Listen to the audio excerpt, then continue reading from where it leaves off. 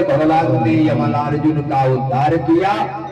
यमलार्जुन ने आशीर्वाद मांगा कि प्रभु मेरे हाथ हमेशा आपकी सेवा में रहे, मेरे वाणी गुणानुवादने, मेरी वाणी से आपका गुणानुवाद हमेशा निकलता रहे। श्रवणं कथायाम, मेरे कान आपकी कथा का रसपान हमेशा करते रहे, मेरा पैर आपकी तीर्थ यात्रा को करता रहे। और कहा जिसके जीवन में इतना नहीं है उसकी शरीर ही निरर्थक है। एक आचार्य हुए प्राचीन काल में नारायण पंडित, उन्होंने हितोपदेश नाम का एक ग्रंथ लिखा, जो पहले आचार्य में पढ़े होंगे वे जानते होंगे। उन्होंने शरीर की सार्थकता के विषय में बताया। प्राचीन काल में एक नदी के किनारे एक सियार का जोड़ा रहता था। उस गांव में एक बार भयंकर अकाल पड़ गया, लोग अन्न के लिए मरने लगे, महीनों तक अन्न के दाने नहीं मिले। सियार और सियारिन एक टीले पर ऊपर चढ़ गए। एक दिन परमात्मा की कृपा से नदी के किनारे एक लाश बहती हुई चली आ रही थी। सियार ऊपर आए से नीचे आया, लाश को खींच करके बाहर ले आया, सियारिन से इशारा किया, भगवान की बड़ी कृपा है, आज महीनों का भोजन मिल गया है, इसके हाथों को खा लिया जाए। सियारिन ने कहा ना ना, इसका हाथ खाने योग्य नहीं है। कहा वह क्यों? कहा दान विवर्जितौ, इसने अपने हाथों से कभी दान नहीं किया है, इसलिए इसका हाथ खाने योग्य नहीं है। आंखों की तरफ इशारा किया, कानों की तरफ इशारा किया, कहा इसके कानों को खा लिया जाए। कहा यह भी खाने योग्य नहीं है। कहा वह क्यों? कहा दान विवर्जितौ श्रुतपुटौ सारस्वत द्रोहिणौ, इसने कानों से कभी भगवान की कथा नहीं सुना है, और जिसने भगवान की कथा कान से नहीं सुनी उसके कान केवल सांप के रहने के बिल के समान है। जिन हरि कथा सुनी नहीं गाना, जिन हरि कथा सुनी नहीं गाना, जिन हरि कथा सुनी नहीं गाना, जिन हरि कथा सुनी नहीं गाना, जिन हरि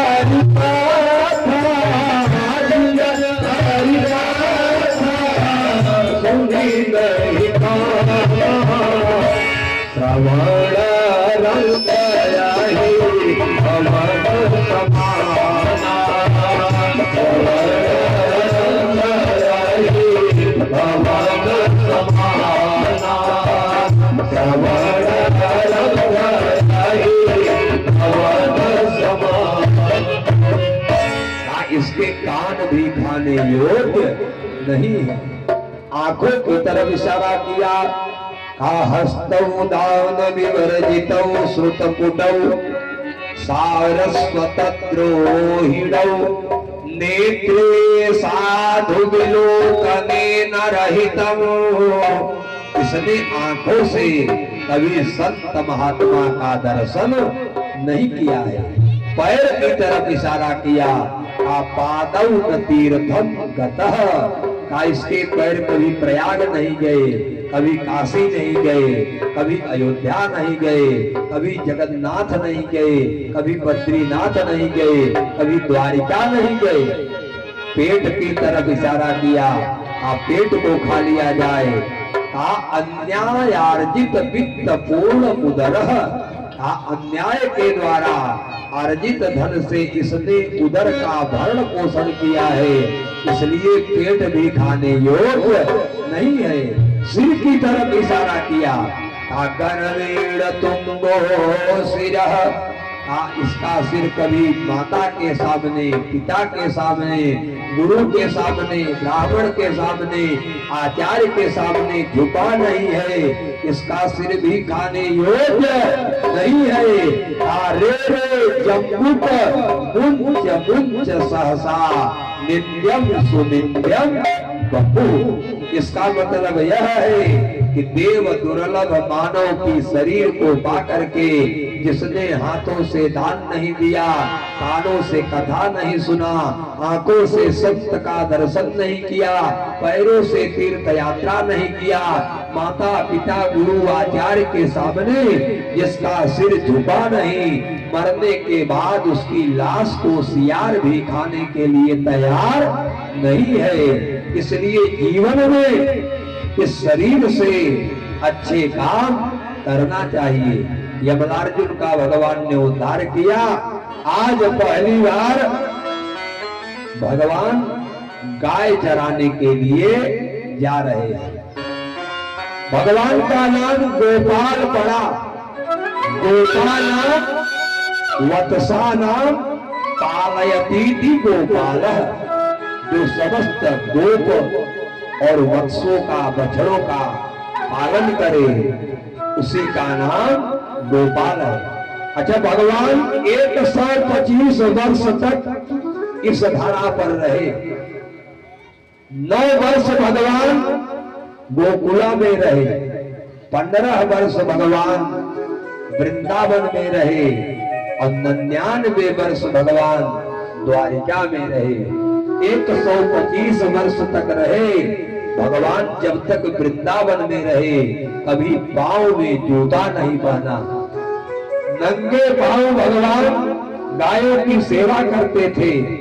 लेकिन आज समय का प्रभाव उसी गायों पर, गोवंश पर वध हो रहा है, गायें काटी जा रही हैं। भगवान गोपाल जिस लिए धरा पर अवतार लिए, उनके अवतार का लेना आज निरर्थक हो गया है। क्योंकि भगवान कहते हैं कि विप्रधेनु सुर संत हित लीन मनुज अवतार। भगवान का अवतार ही ब्राह्मण के लिए हुआ है, गाय के लिए हुआ है, देवताओं के लिए हुआ है और सुर के लिए, सुर विप्रधेनु सुर संत, संतों के लिए हुआ है। आज न तो ब्राह्मण सुरक्षित है, न संत सुरक्षित है, न गाय सुरक्षित है। तो भगवान को कितनी पीड़ा होगी कि जिस लिए मैंने अवतार लिया, मेरा अवतार लेना ही निरर्थक हो गया। आज पहली बार भगवान गोचारण करने के लिए गए तो भगवान की सेवा में सारे ग्वाल बाल भेंट उपहार लेकर के गए। उसी में महाराज एक बड़ा गरीब ग्वाल बाल था, जिसका नाम था बिल्व मंगल, मधु मंगल। उसके पास कुछ नहीं था और शास्त्र कहता है कि नहीं दरिद्र समा दुख जग माही और संत मिलन सब सुख जग नाही। इस संसार में दरिद्रता के समान और कोई दुख नहीं है। सारे ग्वाल बाल भगवान को भेंट करते हैं। भगवान तो कहते हैं भैया जो आपका तन है, जो आपका मन है, जो आपका धन है, वह आप जगत को दे दो, परिवार को दे दो, और जो आपका निर्मल मन है वही मुझको दे दो।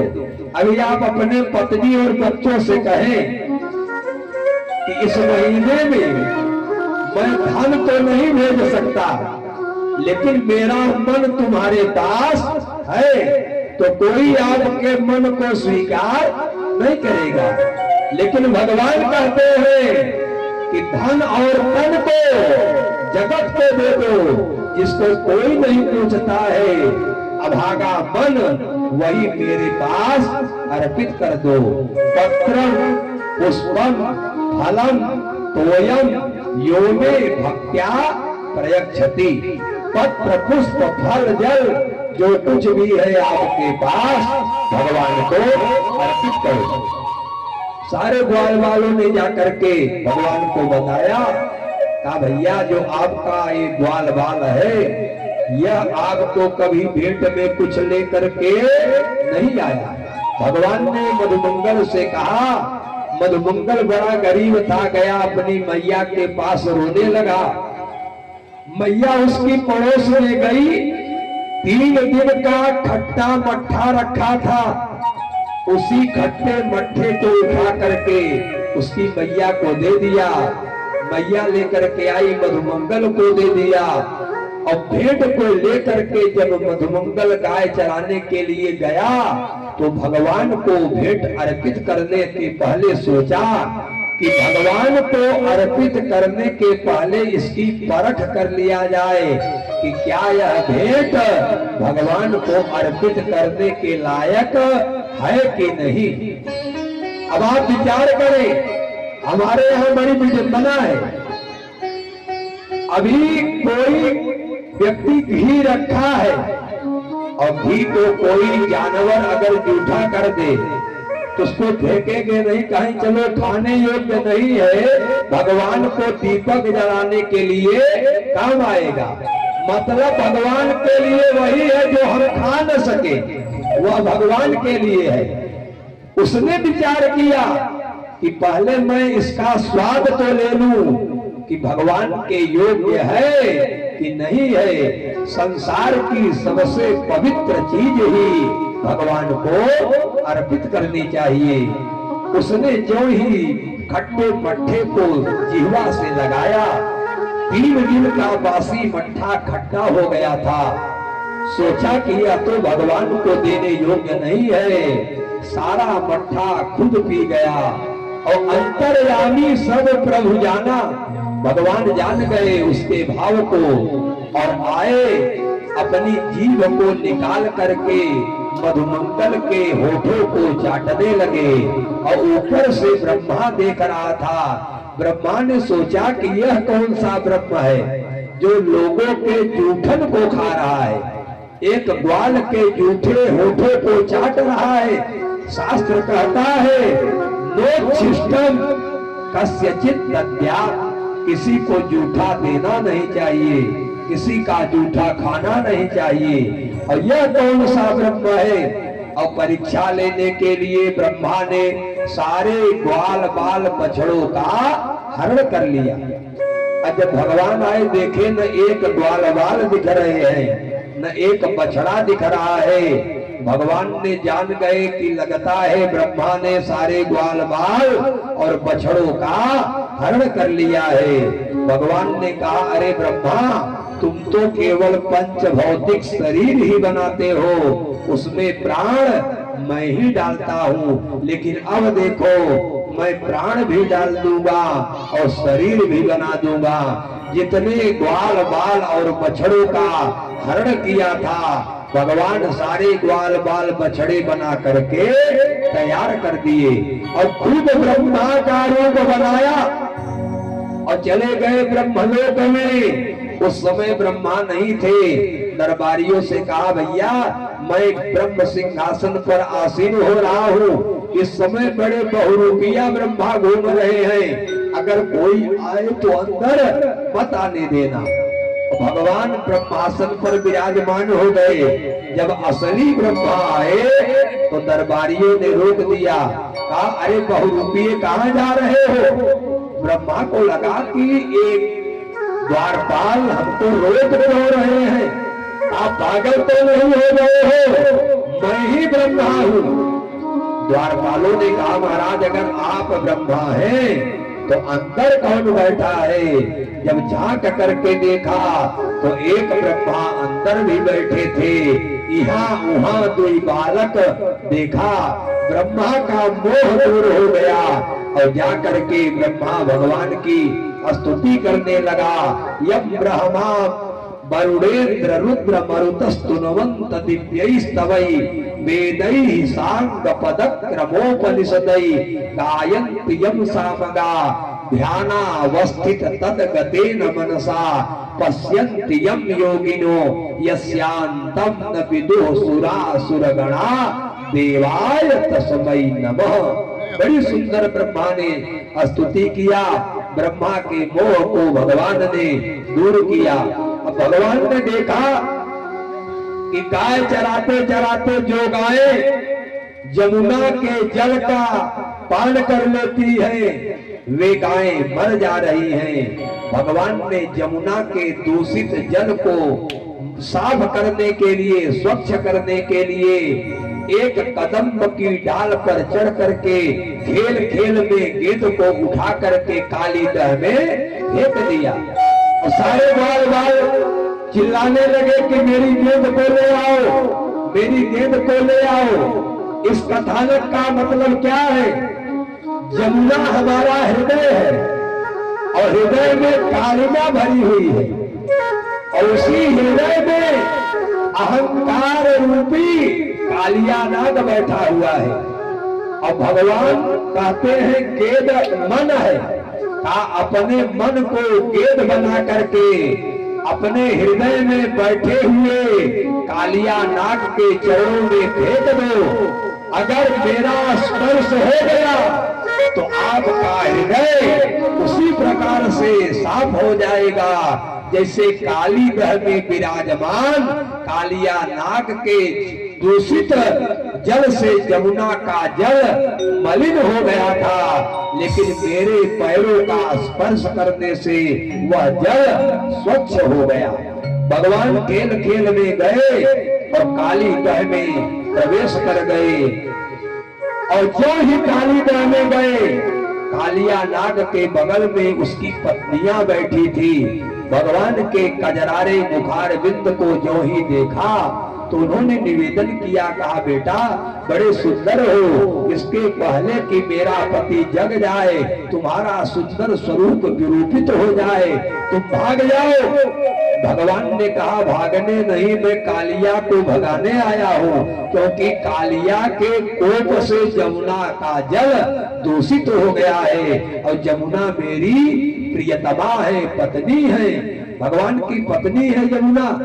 और जो ही कालिया नाग की निद्रा टूटती है तो हुंकार मारता है। भगवान वहां पर नटवर नागर नृत्य करके कालिया के फण पर चढ़ गए और इतना भयंकर नृत्य किया कि देखते देखते कालिया के 100 फणों से रक्त की धार निकलने लगी। कालिया हाथ जोड़ लिया। भगवान ने कहा अरे कालिया, तुम्हारे पास तो केवल 100 फन है, मैं जिस पर निवास करता हूँ उसके पास 1000 फन है। शेषनाग के ऊपर तो मेरा निवास स्थान ही है। कालिया ने भगवान के नटवर स्वरूप की प्रार्थना किया कि नटवर नागर नंदा बजोरे मन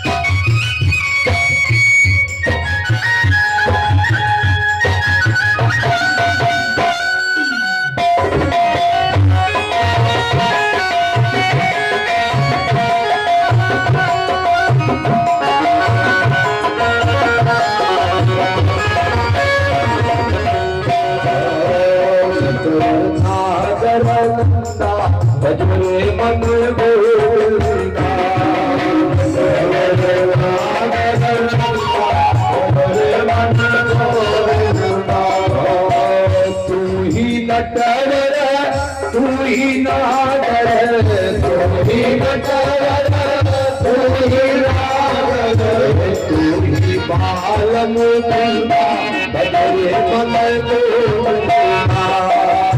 तू ही बालम बंदा बदले मन को